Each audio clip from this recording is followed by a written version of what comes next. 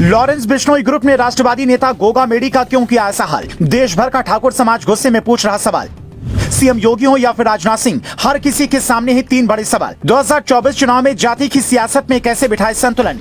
पंजाब ने भेजा था अलर्ट, एटीएस के डीआईजी को पहले से पता था प्लान, फिर कैसे फेल हुई पुलिस? आर्मी का जवान कैसे बना लॉरेंस का खास?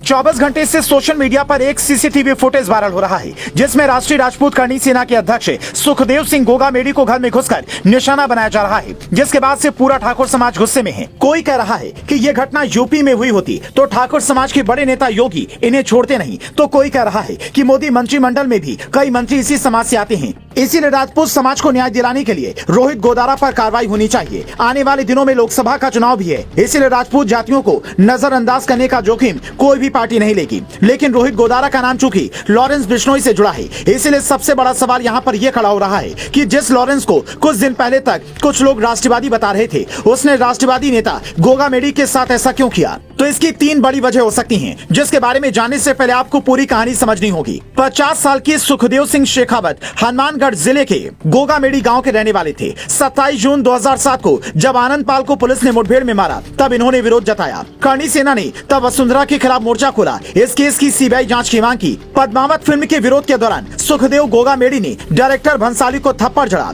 जेएनयू में जब ब्राह्मण बनिया भारत छोड़ो के नारे लिखे गए, तब गोगा मेडी ने कहा था, ब्राह्मणों को देश छुड़वाने से पहले तुम्हें क्षत्रियों की तलवारों से होकर गुजरना पड़ेगा। मतलब गोगा मेडी विरोध प्रदर्शनों और अपने बयानों को लेकर चर्चा में रहे। प्रदर्शन के दौरान मुकदमे हुए तो करणी सेना ने इन्हें निकाल दिया, फिर इन्होंने अपनी नई करणी सेना बनाई और उसी दौरान शायद कुछ ऐसी गलतियां हुई जो जान की दुश्मन बन गई, क्योंकि इसकी जिम्मेदारी लेने वाले रोहित गोदारा ने फेसबुक पोस्ट में साफ साफ लिखा है कि ये हमारे दुश्मनों की मदद कर रहा था, इसीलिए ऐसा किया। पूरा सच क्या है ये पुलिस को पता लगाना है, लेकिन लॉरेंस का ग्रुप ऐसा क्यों करेगा? इसके पीछे तीन वजह हो सकती हैं।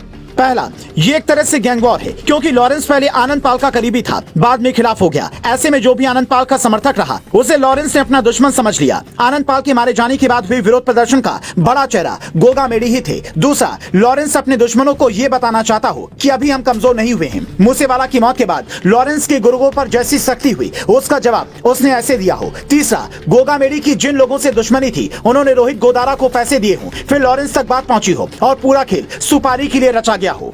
हालांकि ये सिर्फ तीन आशंकाएं हैं। असल सवाल तो ये भी है कि जो नवीन शेखावत गोगा मेडी का करीबी था, उसे दोनों बदमाशों ने क्यों ढेर किया? पुलिस के पास फिलहाल ना तो कोई प्रत्यक्षदर्शी है और ना ही इसका मास्टरमाइंड इंडिया में है। अगर कुछ है तो वो सीसीटीवी फुटेज और पुरानी थ्योरी जो ये कहती है कि 14 मार्च को पंजाब पुलिस ने राजस्थान एटीएस के एडीजी को अलर्ट भेजकर कहा कि भटिंडा जेल में बंद संपत नेहरा से हमें पता चला है कि गोगा मेडी के खिलाफ साजिश रची जा रही है। ये लोग AK-47 का इंतजाम करने में लगे हैं, इसीलिए अलर्ट हो जाइए। ये मैसेज भेजकर पंजाब पुलिस निश्चिंत हो गई और इधर राजस्थान पुलिस भी ऐसा लगा कि चुनाव के चक्कर में व्यस्त हो गई, जिससे गोदारा के गुर्गों को मौका मिल गया। लेकिन सवाल ये कि गोगा मेडी ने खुद की सुरक्षा के इंतजाम खुद क्यों नहीं किए? जिस स्कॉर्पियो से ये लोग पहुंचे थे, वो 30 नवंबर को किराए पर ली गई थी। उससे नवीन कई जगहों पर घूमा, फिर आखिर में इन दोनों को लेकर गोगा मेडी के घर पहुंचा, जिनमें से एक नवीन फौजी है। उसके घर वाले कहते हैं कि वो छुट्टी पर था, जाट रेजिमेंट में अलवर में वो ड्यूटी दे रहा था। आर्मी जवान का नाम सामने आते ही सबके हाथ पांव फूल गए कि लॉरेंस के लोगों ने ऐसा कौन सा लालच दिया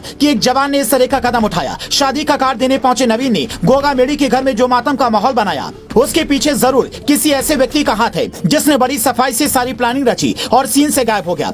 चुनाव की ठीक बाद इस तरह की घटना होना क्या किसी सियासी बदले की कहानी है? क्योंकि नेताओं का अपराधियों से गठजोड़ का पुराना इतिहास रहा है। इस मामले पर आपकी छठी इंद्रियां क्या कहती हैं?